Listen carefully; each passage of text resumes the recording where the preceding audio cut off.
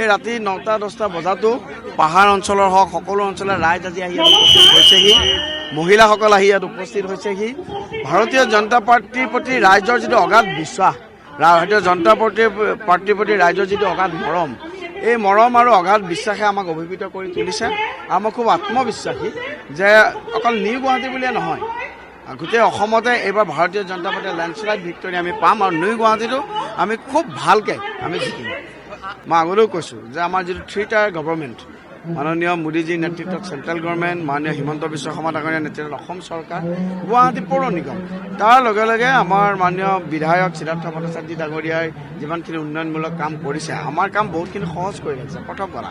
দ্বিতীয় কথা আমাৰ যিটো সংগঠন এই সংগঠন অত্যন্ত শক্তিশালী দীপ্ৰৰঞ্জন শৰ্মাৰ নিমিত্তে মাথোঁ মই বাৰম্বাৰ কৈ আছোঁ আমাৰ 219টা বুথ আমাৰ 43জন পৃষ্ঠা প্ৰমুখ 17টা ইয়াত ৱাৰ্ড আছে 17টা ৱাৰ্ডৰ 17জনে আমাৰ বিজেপি আৰু এজিপি গতিকে ইয়াত বহুত বেছি আৰু বেলেগ কোনো কথা নাইকিয়া মই আপোনালোকে সুধিছোঁ যে আপোনালোকে জানো ক'ৰবাত প্ৰতিদ্বন্দ্বিতা দেখিছে তথাপিতো গণতন্ত্ৰত বিৰোধী থাকিব গণতন্ত্ৰত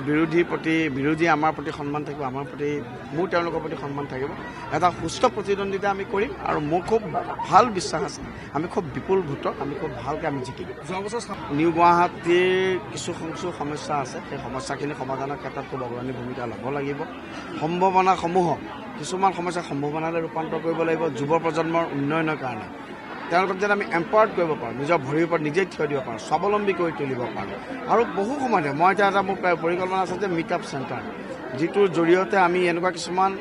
আইডিয়া এক্সচেঞ্জ চেণ্টাৰ য'ত আমি খুব সফল এণ্টাৰপ্ৰিনাৰক আনি পেলাই খুব সফল কোনোবা IIT IIM গ্ৰেজুৱেট আনি পেলাই আমাৰ য়ং জেনেৰেশ্যনৰ লগত ইণ্টাৰেকশ্যন যাতে কৰাব পাৰোঁ আৰু এইবোৰ ইণ্টাৰেকশ্যনৰ মাজতেই আমি কিছুমান নতুন আমি পলিচি ল'ব পাৰোঁ গতিকে ডেভেলপমেণ্ট উন্নয়ন ইনফ্ৰাষ্ট্ৰাকচাৰ ডেভেলপমেণ্ট তাৰ লগে লগে ভৱিষ্যত প্ৰজন্মৰ স্বাৰ্থ যিটো আমি হিউমেন ৰিচোৰ্চ ডেভেলপমেণ্ট এই খাতাত কাম কৰোঁ দিলীপ দা যোৱা বছৰ 2024 যে উপ নিৰ্বাচন হৈছিল সামগ্ৰীত তেতিয়া আপুনি 4টা এজেণ্ডা দিছিল সেই এজেণ্ডাৰে এতিয়া নিউ গুৱাহাটী সমষ্টিত খেলিব নেকি 4টা এজেণ্ডা কি আছিলে APSC কোচিং কৰা এখন ষ্টেডিয়াম বনোৱা বিভিন্ন এজেণ্ডা দিছিল নিশ্চিতভাৱে আপোনালোকে যদি চামগুৰিত চাই মই চামগুৰিত মই খুব ভাল কোচিং চেণ্টাৰ মই আৰম্ভ কৰিছিলোঁ আৰু ইয়াতো মই কৈছোঁ মই ইতিমধ্যে আমাৰ সকলোৰে লগত মই কথাও পাতিছোঁ যে 1,96,000 যি আমাৰ ৰাইজ আছে গুৱাহাটীত ইয়াত বহুত এনেকুৱা লোক আছে যে কোনোবা আৰ্থিকভাৱে সচ্ছল কোনোবাই হয়তো বিচৰা স্বত্বেও নিজৰ সেই আৰ্থিক সক্ষমতা মানে দায়বদ্ধতাৰ কাৰণে তেওঁলোকে ল'ৰা ছোৱালীসকলক প্ৰয়োজনীয় সেই সুবিধাখিনি দিব পৰা নাই গতিকে মোৰ খুব ইচ্ছা আছে মই বিধায়ক হোৱাৰ পিছত এটা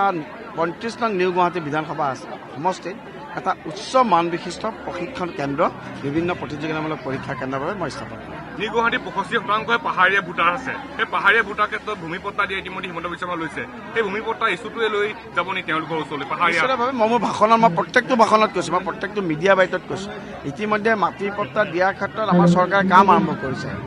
এজনো বাংলাদেশে মাটিৰ পট্টা নাপায় এইটো চৰকাৰৰ নীতি আৰু এজনো খিলঞ্জীয়া